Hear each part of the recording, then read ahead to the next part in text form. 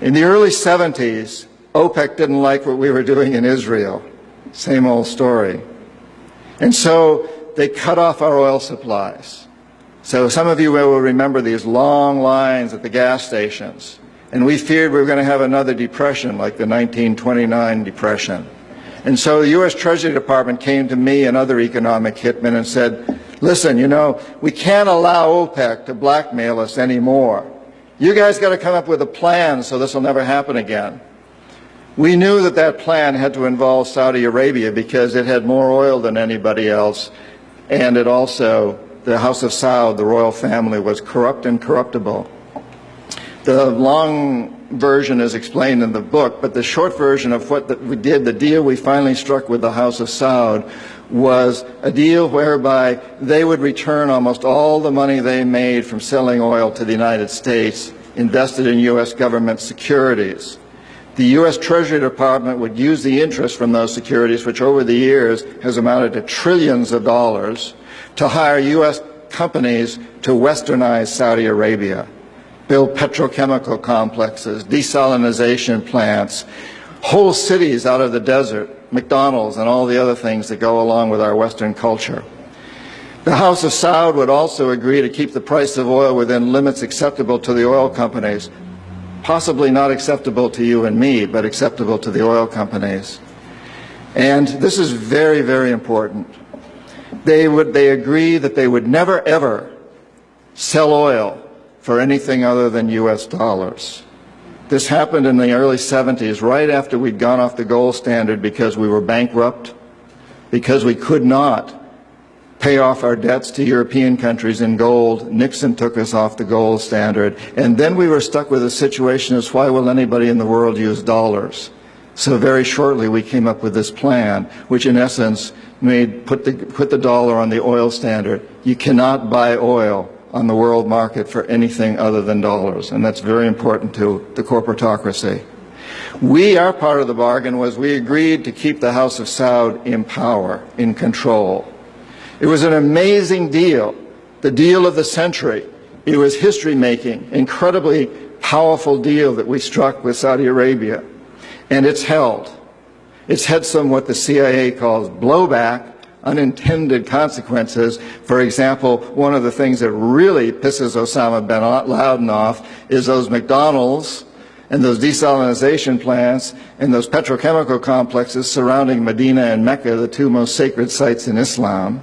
And it pisses off a lot of other Muslims in Indonesia and all over the world. There's been some blowback, but on the whole, the corporatocracy looked at this as an incredible success. I had done my job. We economic hitmen did a great job with that one. So we decided that Saddam Hussein ought to accept something very similar. Now, probably a lot of you know that Saddam has been our boy for a very, very long time. You may remember Abdul Karim Qasim, who was president of Iraq in the early 60s. Qasim came up with a unique concept. He said, Iraqi oil ought to go to benefit the Iraqi people. How novel is that?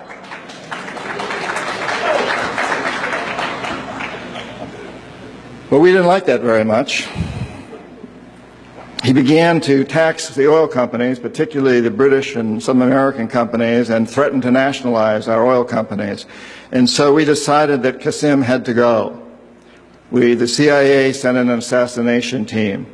It was headed by a man who was still going through high school, an Iraqi citizen who was still going through high school. They riddled Qasim's car with bullets on the streets of Baghdad and missed him. The head of this assassination team was wounded and fled to Syria. His name was Saddam Hussein. He was a CIA agent in those days, an assassin for us. He failed. And so the CIA went directly, and this is all history, I'm not creating this. CIA went in and had Qasim publicly executed on Iraqi television. They put Saddam's cousin in charge. He became president of Iraq, and Saddam became vice president in charge of security. Eventually, as you know, he became president. He was our boy. He was our man. And so and we sold him a lot of, and gave him a lot of tanks. We built him, Bechtel built him big chemical, I ought to know, my father-in-law was chief architect at Bechtel, built Saddam big chemical plants that were used, and we knew that they were used to make mustard gas and other chemical weapons that were being employed against the Kurds and later the Iranians. We knew this, but we sold him these things. And in the 1980s, we decided that Saddam Hussein ought to accept something similar to Saudi Arabia. It was such a successful deal, because after all, what we want to do is control the Middle East and control the oil in the Middle East. And incidentally, I'm going to get back to Iraq in just a moment, but for those of you who think that Israel is about creating a homeland for the Jewish people, you're as deceived as most of them are. It's partly about that, perhaps, but what it's really about is creating a surrogate fortress in the middle of the Middle East. The Israelis are being used as pawns. They're being used like old armies used to use sheep that ran before the armies. They're our surrogates. And their leadership knows that. Most Israelis probably don't. They think they're creating a homeland. But it's a very, very sad situation of what's going on there. And of course, the Lebanese and the Palestinians are caught in the middle of this. And Iraq is part of that too. We have to remember that Middle Eastern oil is the oil that's used by a great deal of Europe and China and Japan. If we control Middle Eastern oil, we control our biggest potential competitors, Japan, China, Europe.